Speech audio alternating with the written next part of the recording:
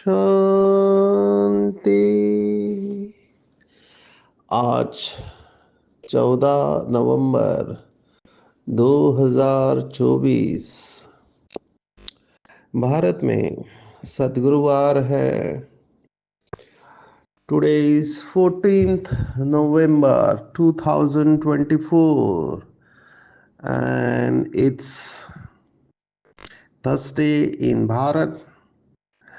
आज की मुरली का जादुई रहस्य स्वयं को प्रेरणा देने के लिए magical secrets of today's Murli for motivating the self.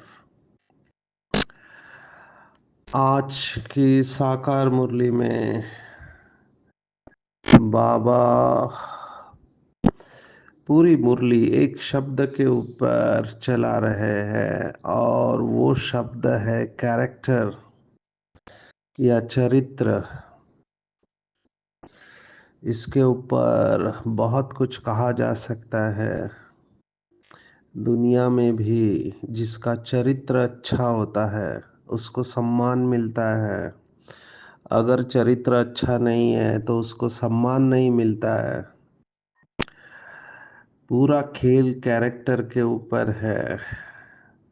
बाबा ने कहा कि काम विकार के कारण ही पूरा क्वालिफिकेशन बिगड़ गया है और बाबा हमको कैरेक्टर वाले बना रहे हैं। श्रेष्ठ सबसे श्रेष्ठ कैरेक्टर देवताओं का है। आप अगर गहराई में चिंतन करोगे तो समझ में आएगा कि देवताओं की जो डिग्री है, बाबा के बच्चे जानते हैं सतयुग के देवताएं सर्वगुण संपन्न, 16 कला संपूर्ण, संपूर्ण निर्विकारी, मर्यादा पुरुषोत्तम और संपूर्ण अहिंसक, ये उनका कैरेक्टर है। और इसमें भी फुल, हर बात में फुल। इसलिए इनकी पूजा होती है तो कैरेक्टर के आधार पर पूजा होती है। आप देखेंगे कि अगर सभा में एक व्यक्ति है जो गरीब है लेकिन कैरेक्टर वाला है और एक है अमीर लेकिन कैरेक्टर नहीं है, तो लोग जिसका कैरेक्टर है उसके पैर छूते हैं। हालांकि आज झूठी दुनिया है तो दिखावे की दुनिया में अमीर लोगों की भी बहुत सारी महिमा हो रही है, लेकिन वो लंबे समय तक टिक नहीं सकेंगे। बाबा ने आज स्पष्ट कहा, जो झूठ बोलते, झूठा काम करते, वो थर्ड ग्रेड बन जाते हैं। ये भी बात हम देखने वाले हैं। हंस और बगुले होते हैं। बगुले दुख देते हैं, हंस दुख नहीं देते हैं और बहाना बनाते हैं। अभी बहनों को तो पता नहीं चलता है। ब्रह्मा बाबा भी जानी जाननहार नहीं है, लेकिन शिव बाबा से आप कैसे छिप सकते हैं। बाबा ने कहा कही है जो बहाना बनाते हैं कि हम पवित्र रहते हैं, लेकिन है झूठ। अभी बाबा को तो ये बात पता है कि कौन से बच्चे पवित्र रहते हैं और कौन से नहीं रहते हैं। तो इसके ऊपर हम देखने वाले हैं। बाबा ने आज का वरदान भी मर्यादा के ऊपर ही बताया हुआ है। छत्र छाया और मर्यादा, और संपन्न बनने के लिए सर्व खजाने स्वयं में समा लेना है और पूरा वैराग्य होना चाहिए। भगवत गीता ममत्व से निकालती है, मेरापन। तो ममता से समता की ओर की यात्रा है भगवत गीता। ये आज की पूरी मुरली है। मैं आऊंगा ईश्वरीय गवर्नमेंट का गुप्त कर्तव्य। बाबा ने कई बार कहा है कि बाबा के बच्चे unknown but very well known warriors है, जिन्होंने कल्प कल्प माया के ऊपर विजय प्राप्त किए, पर इस समय इनकॉग्निटो है। इनकॉग्निटो माना गुप्त है, लोगों को पता नहीं है कि भगवान गुप्त रूप से नई दुनिया की स्थापना करा रहा है। और नई दुनिया की स्थापना करने के लिए भगवान ने कुछ महान आत्माओं को चुना हुआ है पूरे विश्व से। और वो महान आत्माएं ये बाबा के बच्चे हैं, और ये सब कार्य गुप्त चल रहा है। दुनिया वाले समझते हैं कि ब्रह्मा कुमारी भी एक संस्था है, जैसे बाकी की संस्था है वैसे ये भी संस्था है। बाकी की संस्थाएं भी ज्ञान सुनाती है, ये संस्था भी ज्ञान सुनाती है। इसी भाव में इवन बाबा के कई बच्चे भी संबंध संपर्क में, वो ये नहीं पहचान पा रहे हैं कि ये परमात्मा का कर्तव्य चल रहा है।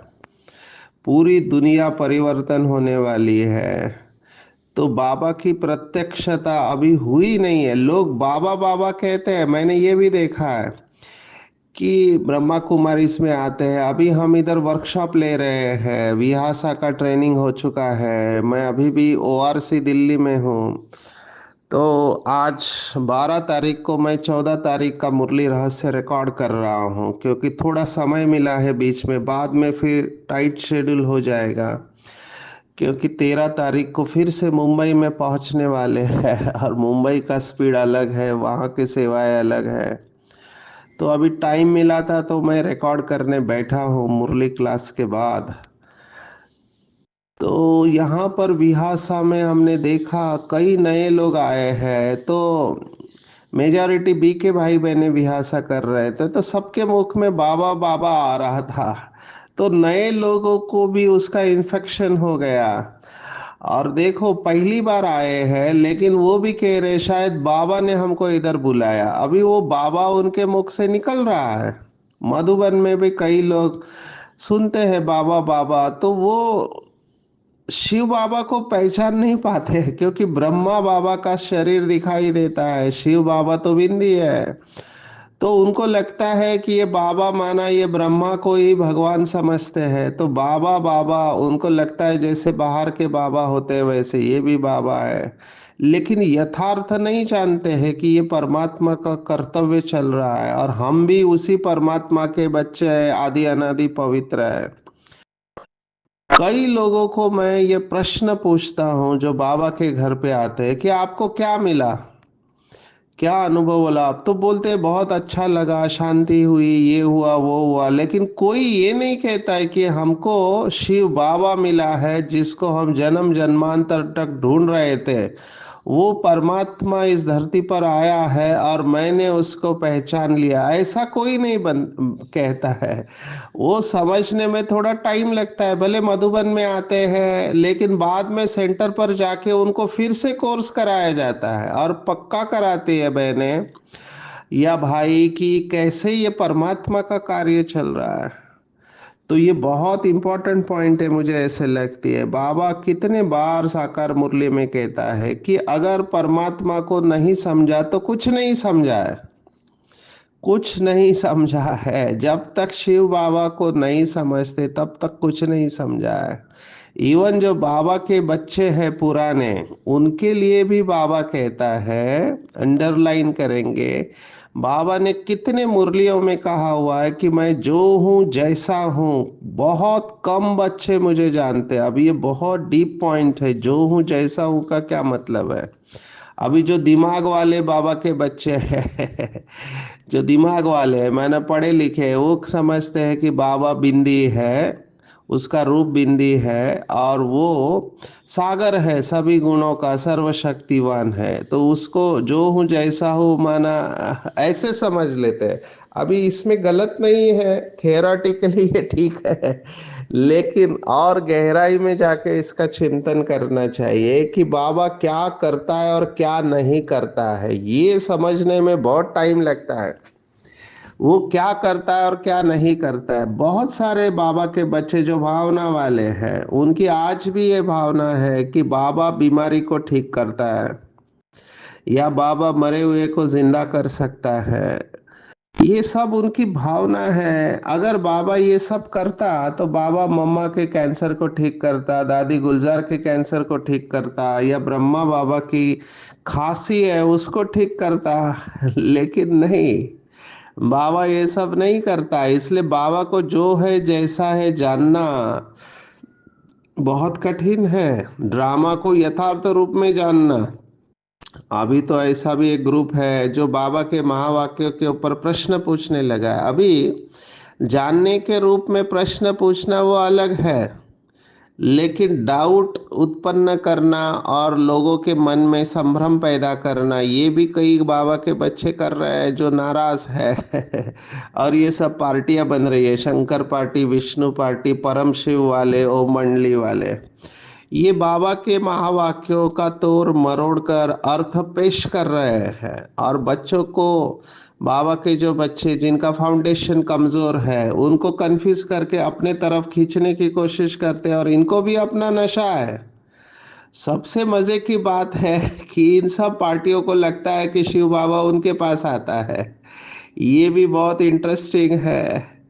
तो माया का वार ऐसे होता है कि पता ही नहीं चलता है कि माया का वार हो रहा है। ये माया की सबसे बड़ी खूबी है कि माया अपना रूप बदल के वार करती है, जहां पे कमजोर दिखे उधर ही पकड़ेंगे।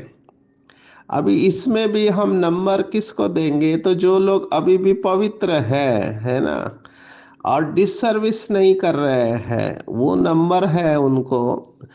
तो बाबा कैरेक्टर के ऊपर बहुत जोर देता है। कैरेक्टर के बारे में लौकिक में भी कई सारे भाई बहने भाषण करते हैं, लेकिन अभी मनुष्य का वैल्यू सिस्टम बदलते जा रहा है। हमारी बहनें भाषण में ये जरूर सुनाती है, बहुत भाई बहनें सुनाते हैं ये कहावत जो बहुत फेमस है, कि लोग पहले कहते थे कि धन गया तो कुछ नहीं गया, और स्वास्थ्य गया तो थोड़ा बहुत गया, लेकिन चरित्र गया तो सब कुछ गया। ये पुरानी कहावत अभी नया रूप लेकर आ रही है। अभी लोग कहते हैं कि चरित्र गया तो कुछ नहीं गया, क्योंकि बहुत सारे पॉलिटिशियन व इवन धर्म के नेता ये भी जेल में पड़े हुए हैं। तो वो समझते हैं चरित्र गया तो कुछ नहीं गया, स्वास्थ्य गया तो थोड़ा बहुत गया, लेकिन अगर धन गया तो सब कुछ चला गया। मुझे तो वंडर लगता है, बाबा के बच्चों को धन के बारे में इतनी चिंता करनी नहीं चाहिए। जब तक आपको रहने को घर है, दो वक्त की रोटी मिल रही है, पहनने को दो जोड़ी कपड़े हैं, हमको सुखी रहने के लिए और कुछ नहीं चाहिए।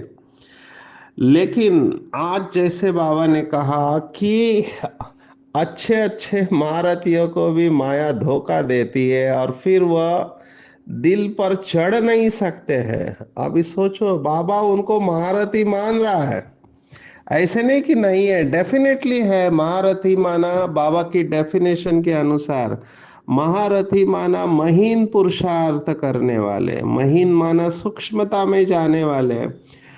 हम इनको कह सकते हैं कि आज की दुनिया में अच्छे भाषण करने वाले, अच्छी सेवा के निमित्त बने हुए। तो अच्छे अच्छे महारथियों को भी माया धोखा दे देती है। कोई इच्छा रखी तो गया। बाबा देखो क्या कह रहा है, कोई इच्छा रखी तो गया। अभी चेक करना चाहिए बाबा इसको इतना इम्पोर्टेंस क्यों देता है। बाबा की बेसिक श्रीमत हमको भूलना नहीं चाहिए। बाबा ने हमेशा कहा है, न बहुत ऊंचा होना चाहिए न बहुत नीचा, लेकिन बीच वाला होना चाहिए। माना आपके कपड़े, आपकी गाड़ी, आपका भवन, जो कुछ भी है, अभी आप इसको इतना महंगा बनाएंगे, करोड़ों का मकान, माना जिसमें मार्बल सभी बहुत महंगी महंगी चीजें दिखाएंगे, तो फिर वहां तपस्या कहाँ रही? क्योंकि भारत में ये मान्यता है कि जो तपस्वी है वो साधारण रहते हैं। तो लोगों को ये स्वीकार करना कठिन जाता है कि तपस्वी बहुत महंगी कार में से उतर रहा है, तपस्वी का कमरा बहुत महंगा है, उसके पास बहुत साधन है, तो वो लोग उसको तपस्वी नहीं कहते हैं। आप सब जानते हैं कि भारत की एक आत्मा ऐसे भक्ति मार्ग की जिसने जिसको बहुत लोग मानते हैं, हालांकि उनका पार्ट बहुत डिस्टर्बिंग रहा, जैन धर्म से निकली हुई, और उनका नाम है आचार्य रजनीश। अभी ये इनका इन्होंने अमेरिका में जाके एक रजनीशपुरम खड़ा कर दिया। आप सोचो इनके बोल में कितनी ताकत होगी कि पूरा अमेरिका, उन्होंने गांव ही खड़ा कर दिया, और वहां पे रोल्स रॉयस सबसे महंगी कार की लाइन लगी हुई है। मुझे वो कार्स का एग्जैक्ट नंबर पता नहीं, लेकिन ऐसे कहते हैं बहुत सारे कार, सभी अमेरिका का ध्यान तो गया कि इतने रोल्स रॉयस कैसे इसके पास आए, और इतने सब लोग सब कुछ छोड़ के वहां क्यों जा रहे हैं। अभी ये सोचने जैसी बात है। उनके हाथ में घड़ी है, बहुत सारी बातें हैं, तो लोगों को ये एक्सेप्ट करना कठिन हो गया, क्योंकि उनका सामने इमेज क्या है, सन्यासी माना जिसने सब कुछ छोड़ दिया है, त्याग कर दिया है। तो लोग ऐसे लोगों को एक्सेप्ट नहीं करते कि ये तपस्वी है, क्योंकि वो सोचते हैं कि ये खुद माया के सुखों में लिप्त है। इसलिए बाबा ने बहुत युक्ति से कहा कि ना बहुत अच्छा होना चाहिए, ना बहुत नीचे। इवन आप ब्रह्मा बाबा को देखो, ब्रह्मा बाबा बिल्कुल साधारण रहे। आज भी लोग जब पांडव भवन आते हैं, तो जब झोपड़ी दिखाते हैं, तो लोग सोचते हैं कि झोपड़ी में बैठ के बाबा ने इतने छोटे से कमरे में, उस जमाने में माना जब ठंडी बहुत थी, जंगल था, उस समय साधना की होगी, तो लोग झुक जाते हैं। तो हमको ये बात को राज समझ लेना चाहिए कि हमको ज्यादा दिखावे की बात कोई भी करनी नहीं चाहिए। अभी इसमें बहुत सारे एंगल्स है। एक बार ऐसे हुआ कि किसी वीआईपी को लेके गए मधुबन में। अभी इसलिए लेके गए कि वो आके यज्ञ में सफल करे। उसने वहां पर जो कुछ भी देखा, वो देखने का बाद उसने कहा कि इनको तो किसी चीज की जरूरत ही नहीं, इनके पास बहुत धन है। अभी उठाने वाला कैसे उठाता है आप देख सकते हैं। तो लोग बाहर की चीजों को पहले देखते हैं, अंदर की चीजों को बाद में देखते हैं। अभी ये भी जरूरी नहीं कि जिसके पास सब ये धन महल माड़ी है वो तपस्वी नहीं हो सकता, नहीं। बाबा ने वैराग्य की डेफिनेशन दी थी। वैराग्य माना ये नहीं कि आपके पास कुछ भी नहीं है। वैराग्य की ऊंची अवस्था उसे कहेंगे कि आपके पास महल माड़ी सब साधन है, लेकिन बुद्धि किसी में नहीं जा रही है। ये भी बात बहुत इंपॉर्टेंट रही, क्योंकि जब तपस्या वर्ष था 90s के बाद में, तो बाबा के सभी बच्चों ने इतनी तपस्या की कि तपस्या की वजह से यज्ञ में बहुत सारे साधन आने लगे। और इतनी गाड़ियां तो थी नहीं पहले हमारे पास, लेकिन बहुत सारे साधन आने लगे। तो बाबा ने फिर मुरली चलाई कि साधना, साधना बीज है और साधन उसका फल है, तो साधना को नहीं भूलना चाहिए।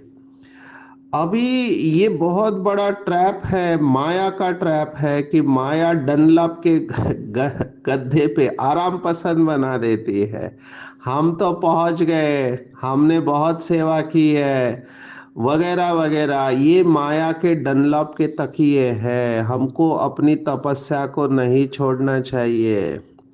हमेशा मम्मा बाबा को फॉलो करना चाहिए, ना कि भाई बहने।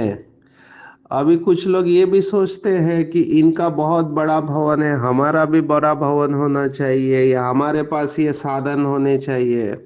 अभी जरूरी है तो जरूर करना चाहिए, जरूरी है, लेकिन जरूरत की डेफिनेशन भी व्याख्या भी हमको बनाना चाहिए कि हमारे एरिया के हिसाब से क्या जरूरी है। ये भी हमको सोचना चाहिए, और उसका प्लानिंग होना चाहिए अच्छी तरह से, क्योंकि अभी जितना बड़ा भवन रिट्रीट सेंटर, उतना उसका मैनेजमेंट होता है। अभी हम ओआरसी में हैं, ये कितना बड़ा है, लेकिन उतने हैंड्स चाहिए। तो यहाँ पे 150 बाबा के बच्चे दिन रात लगे हुए हैं, लेकिन प्रोग्राम भी उतने ही चलने चाहिए, क्योंकि लोग आएंगे, आप सेवा करेंगे, तब वो चलता रहेगा, क्योंकि उसके मेंटेनेंस में बहुत खर्चा आता है, हर चीज का है। तो ऐसा भी हो सकता है कि आपका बहुत बड़ा रिट्रीट सेंटर है, लेकिन उसको मैनेज करना बहुत टफ जाता है। तो ये सब चीजें बहुत सोच समझ के प्लानिंग से चलनी चाहिए, नहीं तो बहुत टेंशन आ सकता है। कहने का मेरा भाव यह है कि इच्छा देखनी चाहिए, एक दूसरे को देखकर नहीं करना चाहिए। मेरे हिसाब से मेरी ज़रूरत क्या है और क्या ये चीज़ें मुझे 16 कला संपूर्ण बनने में सहयोग देगी। क्या मैं इससे सर्वगुण संपन्न बन सकता हूँ ये सब साधनों से या इच्छाओं से। बाबा ने अभी कुछ समय पहले मुरली में कहा था, कई बच्चों को अच्छा अच्छा खाने का शौक, अच्छा अच्छा पहनने का भी शौक चाहता है। ये सब इच्छाएं बुद्धि को भटकाती है। और अगर आपने तुलना की, मेरा सेंटर उसका सेंटर, मेरे स्टूडेंट उसके स्टूडेंट वगैरह वगैरह, या मेरा मैं जब सेशन लेता हूँ तो कितने लोग मुझे अटेंड करते हैं देश में या पूरे वर्ल्ड में, मुझे कितना जानते हैं। ये इन बातों में जितना कम होंगे उतना अच्छा है। कई लोग इस तरह से भी अपने आप को इवेल्युएट करते हैं। आजकल तो सोशल मीडिया का जमाना है तो अपनी मार्केटिंग करते रहते हैं। लेकिन मुझे ऐसे लगता है जो सच्चा तपस्वी होता है वो गुप्त पुरुषार्थी होता है और उसको बताने की जरूरत नहीं है। अभी जो प्रत्यक्षता होगी वो अवस्था से होगी। आपकी अवस्था आपको विश्व की स्टेज पर लेकर जाएंगी, इसमें कोई दो राय नहीं है कि कई बात बाबा के बच्चे बहुत अच्छी सेवा कर रहे हैं और बाबा उनको यूज कर रहा है।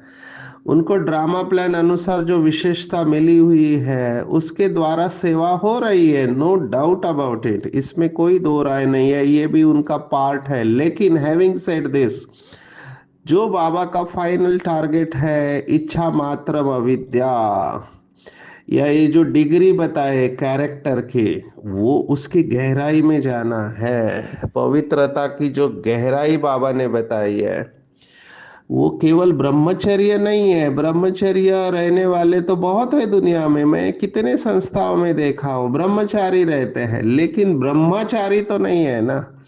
ब्रह्मा के आचरण पर चलने वाले नहीं। जैसे ब्रह्मा बाबा ने साधना की, कड़ी साधना किया, 40 पेज रोज लिखना और साधारण रहना, इतनी हाईएस्ट अथॉरिटी आते होते हुए भी ये कड़ी साधना ब्रह्मा बाबा ने की। तो हमको ब्रह्मा बाप समान बनना है, मम्मा बाबा को फॉलो करना है, बाकी चीजों में जाना नहीं है।